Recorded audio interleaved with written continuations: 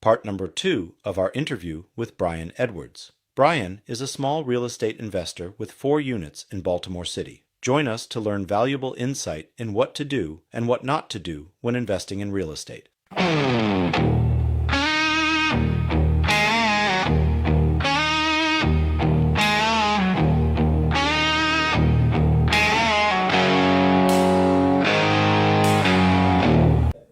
And once that gets started, I said the next step is he will file it with the court, and the court will give you a court date. Yeah. Now, still, that's not part of your permanent record yet. This is very important for you to know. You have every chance of making good within that little window, that window, and no harm, no foul. You're not part of your permanent record. Right.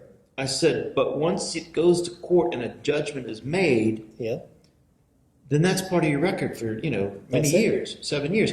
I said, but I have to, as an agent for the owner, get the paperwork started. Yeah. Because otherwise it just delays and we make the decision and you've got a few extra, or a month or so. Yeah. So I'm going to go ahead and send you this letter. Yeah. But you've got a certain amount of time. Right. And most of them get it. I've shot that, across their bow. It's a wake-up call. They get it. They go, okay, we're going to try and do this. And based on what they try to do, I can go back to the owner and go, well, we're making a good payment, good faith payment. And then, I listen to what the owner has to say. And if you pull that trigger, John, then I got no choice. I got to do what I got to do. Right. But I at least explain it to the tenant so the tenant is aware and we're communicating, because once the communication stops all around, you look up, it's 60 days and you're. That's it. That is it. There's no recovery. Yeah. So I try to explain that to my tenants if I have a good relationship with them. Yeah. Those that go silent on me or ghost me or I never hear from them, they don't ever respond to my texts. And my texts are never, hey, deadbeat, where's my money? My texts are always the same. My initial text is always the same. How's it going? How's it going? Is everything all right? Yeah, how's it going this month? You okay? Just keep it, because I want to hear something, and I want to hear the feedback. I'm pretty sure there's some trauma, Yeah. But communication is the key thing with your landlord, with your manager. It's just people don't see that, and people do sometimes spend money in strange ways. Yeah. The thing too with Maryland, it's very difficult to evict people. It is. In DC. It is. So this is in Texas. Terry was explaining, Terry Thomas, eviction agent, was explaining that, he's handling New York, Washington, Maryland, and down to Virginia. Wow. And he was talking about some of the differences. And the Maryland laws changed a little bit. It's like, it's no longer a 10-day from the minute they're late. It's 15 days later, then you start the process. So you've already got a couple extra weeks. Right. And then he was talking about the posting and stuff. Yeah. And so it is changing. I don't think it's necessarily in favor of the tenant, but it's just some more extra steps you got to do to, And there's a lot of politics involved as well, because I remember before I became a landlord, I was always pro-tenant. The tenant was always right. These landlords are evil, they're, whatever. But it's, but once you're in it, you have landlords who have mortgages and the tenant's not paying. Well, so the other thing I'd recently mentioned was all tenants think their owners are wealthy. Yeah. They do. They do. You got all this. I'm just a small little, and what they really don't realize is this is what the owners are looking for their retirement, and their margins are not that great. That's right. If you make a few hundred a month clear, you did good. The appreciation value and the long, there's benefits, but the overall getting from A to B, because the owner's hit with the expenses they don't know, the taxes they don't know, the problems they don't know, and tenants just think, oh, you own all this, so you're rich, and I'm just, and it's a common thought. It's a societal problem. Society on the whole thinks that landlords have all the money. Yeah. So I don't know. I see more and more landlords lately in the last year and a half selling. They're getting out of this game. Yeah, I can see why. They are, and I know it's a hassle. It is. And those that have been bit, like I don't know how the new investor, if they survive, how they can survive a couple of hits right out the gate. See, the thing about the new investors too, I feel like you go to these trading sessions and, I mean, these people have you fired up. You go out there thinking, king of the world, I'm going to be a millionaire in 6 to 12 months, tops. So, okay. And the whole thing is, okay, the meetups, and then everyone has these mentorship programs, and you pay for the mentorship and whatever, but the mentors are the ones making money. So okay, that's why I say maybe I'm doing the wrong angle. Maybe you too should make passive income and follow my. No, I mean I like and subscribe. Yeah, exactly. Yeah. No, I think people need to know the other side of it. It's and have realistic. I think that's why it's important to have these conversations, because people don't always know what they're getting into. You go to a trading session and these people fire you up. It's like a Ponzi scheme, Really? and you have to be very careful. So, Well, but to your credit, I know that you aligned yourself with somebody who understands properties. yeah, absolutely. And I know this person. We're friends, and I know that he's been pretty helpful in giving you advice about whether this property is a good investment, bad investment, or what needs to be done. And I think that's something a lot of people don't do. And that's the thing. Yeah, I think they just walk into it blindly and they see the price tag and they're like, yeah, I can do this, scratch and sniff, and and the next thing you know, they get hit with all this stuff because Baltimore has a lot of old homes. And what these old homes has problems, right? Serious problems with lead, serious problems with, some of them have asbestos to be considered. Some of them have well, it's the plumbing too. the die-cast sewer line, the die-cast lines. Yeah, So, there's a lot of issues with older properties. In fact, Baltimore on the whole has a problem with the lines, the pipe lines. Yeah. So, well, there's a new mandate that the owners have to replace the lines with all the lead lines with update. Okay. Getting rid of the lead, But the city, I don't know. That's a whole other discussion. Yeah. But I mean, what I'm saying is, it's helpful to have someone help you pick the property. Yeah. I'm not bad-mouthing realtors, I'm sure they work hard for their commission. So, but it's also helpful to have someone who understands structurally, so your long-term or your short-term investment over what period, because you could step into some things and not realize and go, oh, I'm sunk before I even, Yeah. I like to tell the story of and if you're watching, forgive me. I know this investor who bought a property online, sight unseen, $35,000, thought it was a good price. Pictures looked good. Bought it, and then had me go out there with him to look at it. Yeah.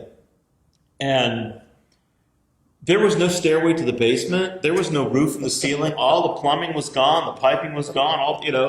And he was thinking, worst case worst is if I buy this property and I drop $65,000 into it as my budget. And maybe it would ARV out to 125 or something like that, $1.25, and I won't get hurt. And I won't. What's that? That's a tight margin. Yeah, but he was thinking I wouldn't get hurt. Yeah. Even if worst case scenario, and I had to put 65 into it. 65 wouldn't have touched it. No. I mean, it needed about 120. It needed $1.20 just to get it. Right. Yeah. And the comps in the area wouldn't support it. So he in turn had to sell that property at a loss. Yeah.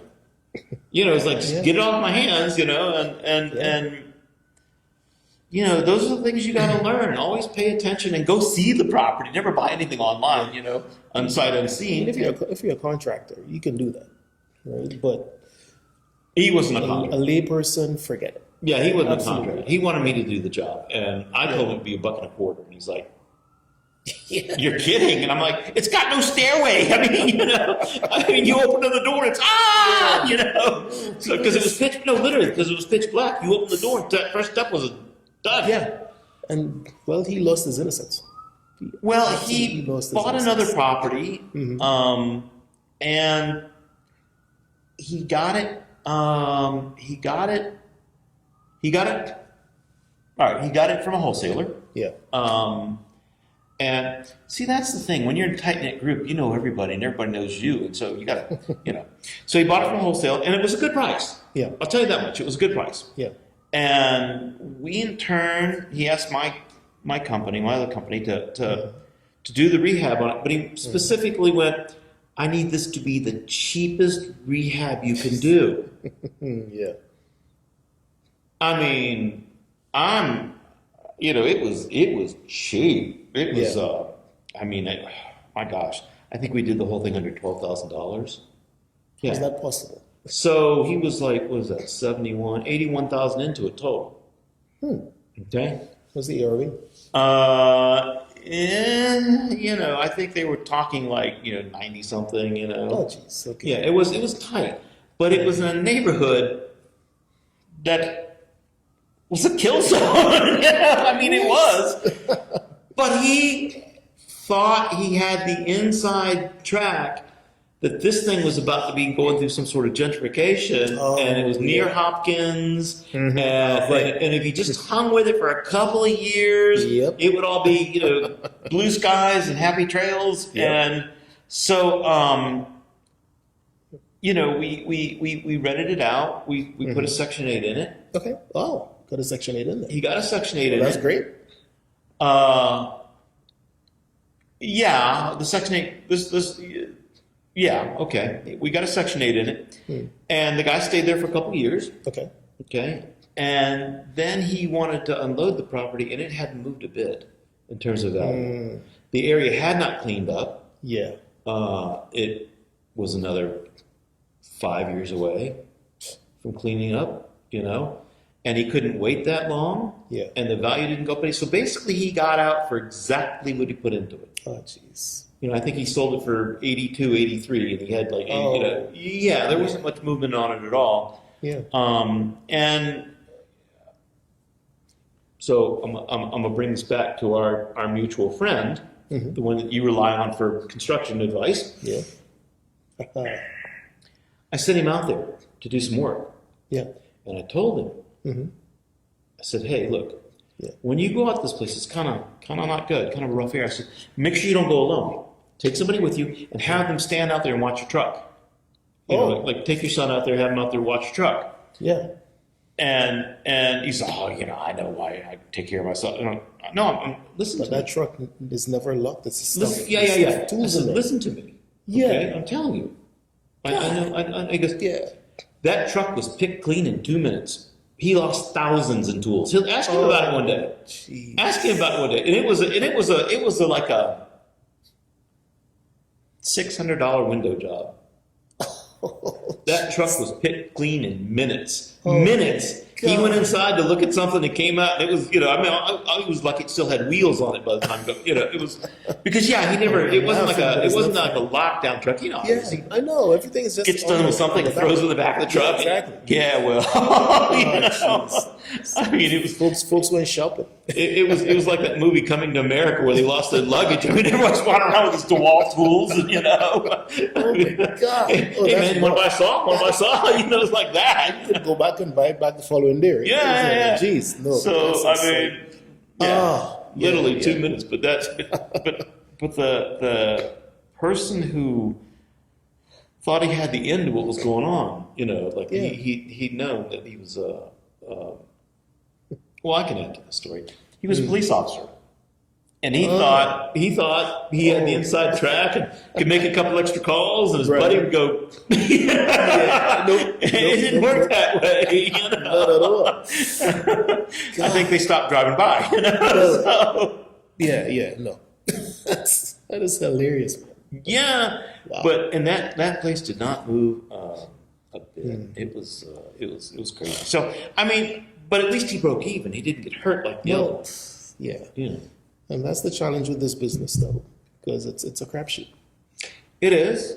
So, It is. I worry that more people are getting hurt than not now by not knowing what they're doing. Yeah. Because like you said, if you go and you follow these investment, and they're just looking for a property to break their cherry on. What's my first one? Exactly. And you can get hurt on your first one. You don't want to play this game anymore. And that's just something that you The investment groups are actually the investment gatherings. I'm saying the luncheons and stuff, Yeah. where they're not trying to figure a way to make a buck on you. Yeah. You know, they're actually a better way to That's- meet somebody that That's knows what something. I recommend, because the best person I had met was actually on one of those meetups. And we're friends. This was probably maybe 6, 7, 8 years ago. Right. And we're friends to this day. Okay. And she was the one who actually got me into my first property. And she wasn't trying to make a buck on me. Was that 3,700? Yeah. Yeah. I So- like that property. It was a good property. It was a good property. I managed. I remember it well. Yeah. So she and I actually met on this meetup. We stayed friends. We kept in touch. And she basically called me up one day and said, "Hey, I have this property for you." And that's how I got my property, Yeah. through talking to people. That was actually a good piece of advice because I remember that property was corner lot, trees, squirrels, things like that. You know, Yeah. not it wasn't a kill zone at all. It was And over in Brooklyn, it Brooklyn was a Park. Yeah. motivated seller as well. The guy passed away, and the kids just wanted to get rid of it. So that, yeah. was I know good. people who track obituaries for that very reason. Yeah. Yeah. So, Well, the wholesalers, I mean, God bless them. I can't do what they do. well, you know as well as I do, there are wholesalers and there's wholesalers. Well, Yeah, I mean, we're not going to get into that whole industry, but there are some that will take the time. yeah. They will actually try to make a buck based on, but the right way. Yeah. They're not, it's not like, thank you very much, gone, you're out of here. It's like, let's work a relationship and, But the let's, thing is, there are wholesaler courses as well that you can do. And it's the same thing. You go in there and they make you feel like you don't have to work hard. You can get out there and you can just find these properties, put up these signs, do whatever, and you can just make a buck super fast. So, dude, I will say the same thing I always say, pimping ain't easy. So, I mean, none of this stuff is that easy, no, and that's the bottom line. Yeah. Well, okay. So, what are you thinking your next move is? You're gonna still be looking for properties.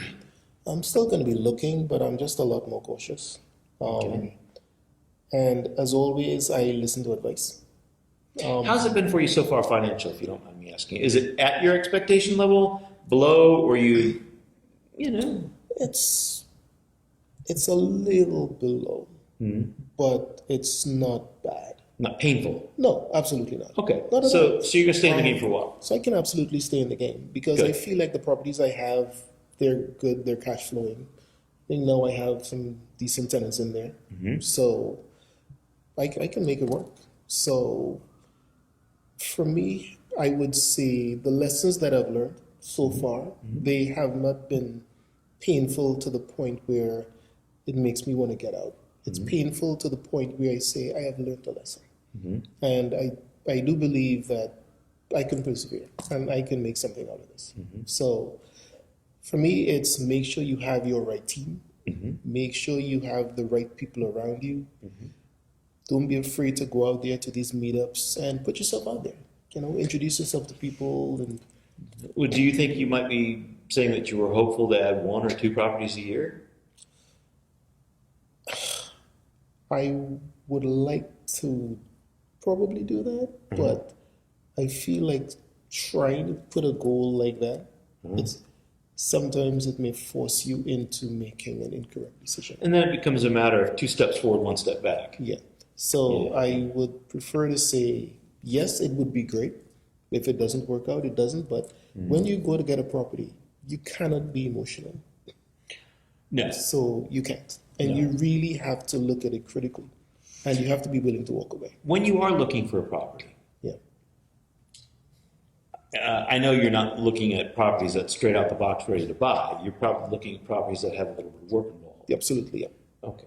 So typical property for you might be what? When you say price-wise or? Yeah, price-wise for a duplex maybe. Oh, let's say for a duplex, maybe just under 100K. Under 100K. And then you're going to have to put, Maybe 30, 35 or so. okay, Maybe so yeah. 135 all in is the goal. Yeah. And then you've got 2 units. Mhm. And that is a little, and that's the way you're looking at it, My golden rule, not golden rule, I don't say golden rule, but my rule of thumb is Yeah. $80,000 a unit, but it better be in great shape. You know, it better be there. You know, or what I'm saying is, you've got a property that needs work, but don't put more than 80,000 per unit. Right. Okay, that makes sense. Well, it So also you're like depends. 160. It depends on Where? what is going to cash flow at. Yeah. Because you can find something that's 160, but it may not cash flow. No, that's very true. So it depends. I hear what you're saying, but I'm saying for me, that's kind of a safe number. Right. Thanks for watching, and be sure to come back for part number 3 on Beyond the Drywall.